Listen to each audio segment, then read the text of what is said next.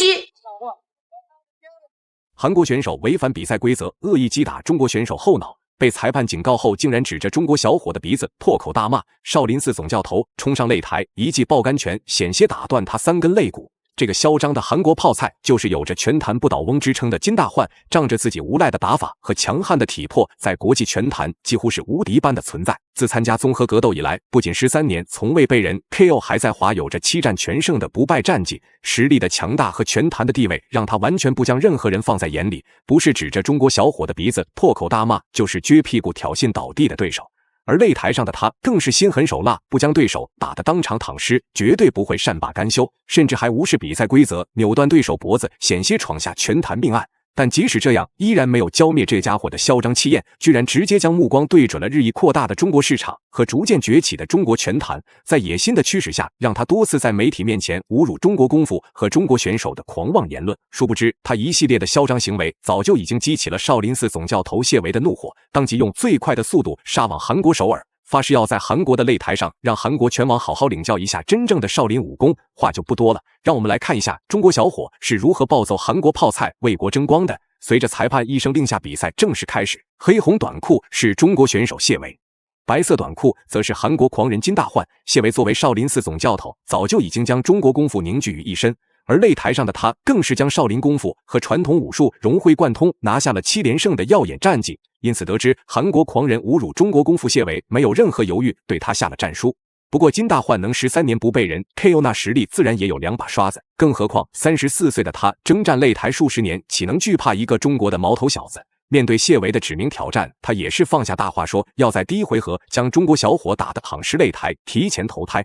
但可能谁也想不到，他以为的软柿子却是拳坛真正的钢板。很漂亮，近居还有一个白肘，漂亮。谢维的武器库相当的丰富啊，控腿把对手带到笼边，这一下砸得真凶啊！可惜在万冠军赛场上的这种灵活性、从容度越来越好了。他就一个后手，回到后手就这样。来到万冠军赛的选手，其实相对来说还是比较多的。唐凯是不是在？对，在战力对拼环节，谢维的进攻攻势和进攻欲望非常强烈，在步伐压制的同时，还在寻找组合拳重创对手的机会。然而金大焕作为一名拳坛老将，打法也是异常狡猾。跆拳道出身的他，拳脚了得的同时，抗击打能力还非常强悍，不然也不会13年没有尝过躺尸擂台的滋味。看来他今天遇到中国小伙谢维，算是走狗屎运了。因为谢维不仅会治好他失眠多年的老毛病，还会让他意识到生命的可贵。定的断头台的风险，但是现在呢，来到笼边，哎呦，这个角度，谢维头部有一点点的危险，这个位置不好，转出来，这个位置不好。哎，金大焕没有，用自己的左手手肘完全控制住了谢维的。被拿到了脖子的谢维，此时表现得非常被动，不仅没有任何挣脱束缚的机会，还随时会有被对手掰断脖子的风险。但即使在如此危险的情况下，他也依然咬牙坚持不肯放弃。不得不说，韩国这家伙的地面缠斗能力确实有2把刷子。场面这种清晰、干净、有效的提醒，其实对于场上的选手来说是非常有必要的。是啊，不要给他，现在侧过去，侧过去，侧过去，不要拉了，侧过去。哇，再次砸摔在地。对，金大焕的核心力量相当不错啊。现在处在一个侧向压制当中，金大焕并且把自己肩部上面的所有力量和重心都压在了谢维身上。那么这么来看的话，谢维要想破，谢维的境地可以说是一次比一次危险。此时拿到了侧压身位的金大焕，直接将全身的重量放到了小伙的身上，眼看对手就要拿到7成位，谢维连忙施展起巧，想要挣脱束缚。然而金大焕在地面的统治力确实配得上韩国拳王这个称号。好在这是第1回合，双方的体能和状态都比较充沛，不然谢维在如此恐怕的压制下，绝对会有不小的风险。其实教练给出谢维的那个提示是很清晰的，不要跟对方陷入到地面，对，占不到太多的便宜。你看，接起来，对。现在谢维暂时在上位，控制他的2个胳膊。谢维回到上位，1分钟的时间，控制他的胳膊，不着急，不着急，对，压着他。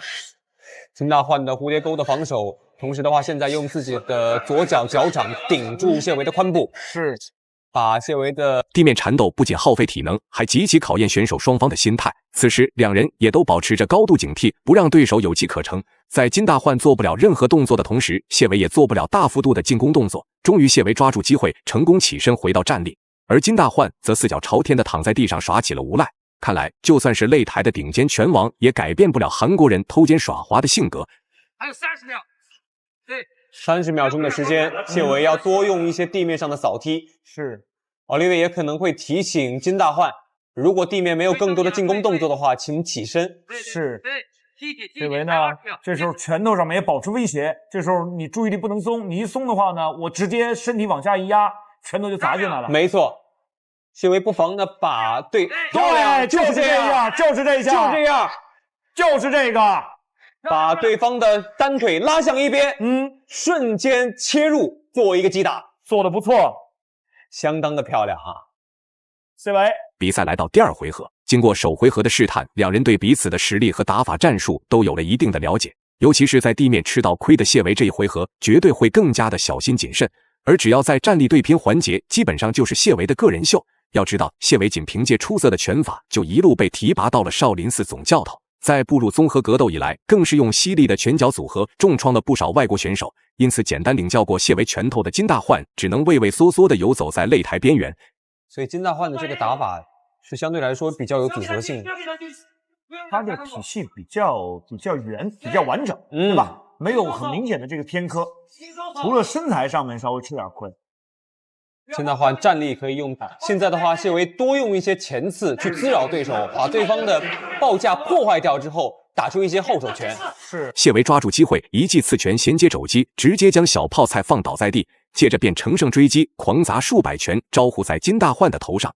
不过金大焕可是擂台公认的不倒翁，即使谢维使出浑身解数，也始终无法将这家伙打得彻底躺尸。怪不得韩国狂人赛前敢肆无忌惮地挑衅中国功夫和中国选手，就凭他这金刚不坏的身躯，恐怕就连泰森来了也得花上一点时间才能将他 KO。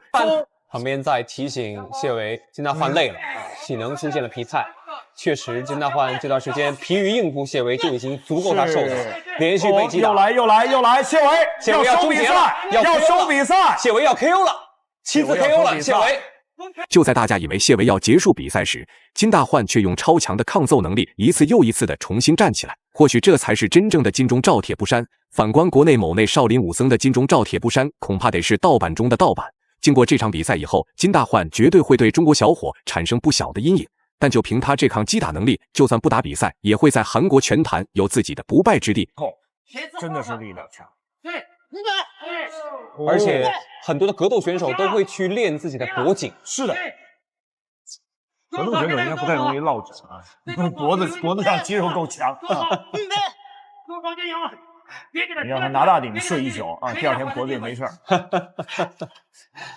谢维被金大焕顶向了龙边，其实这段时间我们可以理解为金大焕呢是想缓冲自己。濒临崩溃的金大焕直接坐在地上耍起了无赖，在体能不支的情况下，他已经完全不是谢维的对手了。反观谢维则虎视眈眈地盯着对手，完全不给他一点喘息的机会。